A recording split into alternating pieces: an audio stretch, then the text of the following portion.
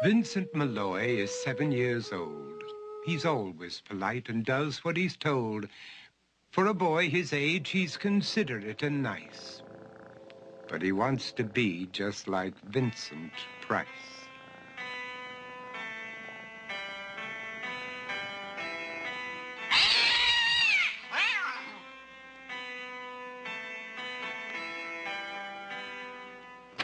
He doesn't mind living with his sister, dog, and cats, though he'd rather share a home with spiders and bats.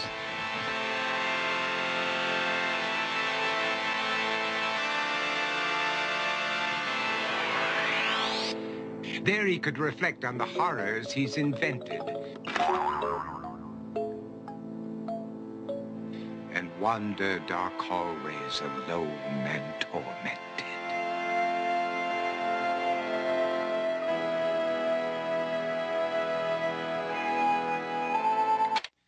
Vincent is nice when his aunt comes to see him, but imagines dipping her in wax for his wax museum.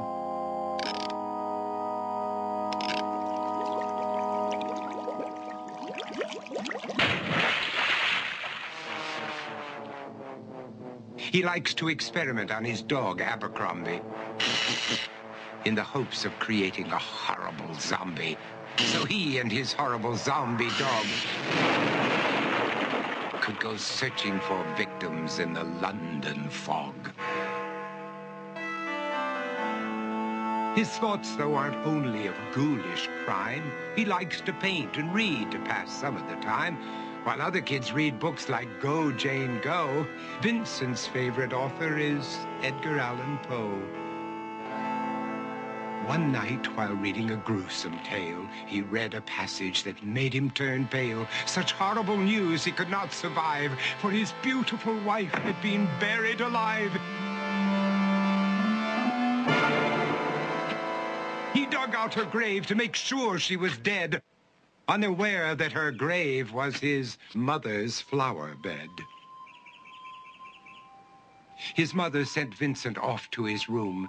He knew he'd been banished to the Tower of Doom, where he was sentenced to spend the rest of his life alone with the portrait of his beautiful wife.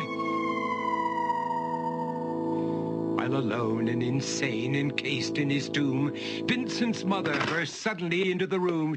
She said, "If you want to, you can go out and play. It's sunny outside and a beautiful day."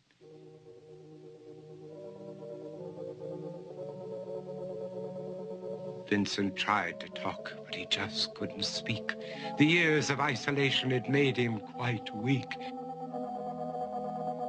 So he took out some paper and scrawled with a pen, "I am possessed by this house and can never leave it again."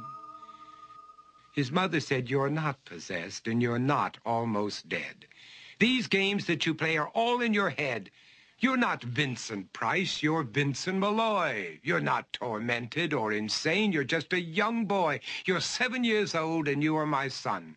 I want you to get outside and have some real fun." Her anger now spent, she walked out through the hall. And while Vincent backed slowly against the wall, the room started to sway, to shiver and creak. His horrid insanity had reached its peak. He saw Abercrombie, his zombie slave, and heard his wife call from beyond the grave. She spoke from her coffin and made ghoulish demands, while through cracking walls reached skeleton hands. Every horror in his life that had crept through his dreams swept his mad laughter to terrified screams. To escape the madness, he reached for the door, but fell limp and lifeless down on the floor. His voice was soft and very slow as he quoted The Raven from Edgar Allan Poe. "And my soul from out that shadow that lies floating on the floor shall be lifted nevermore."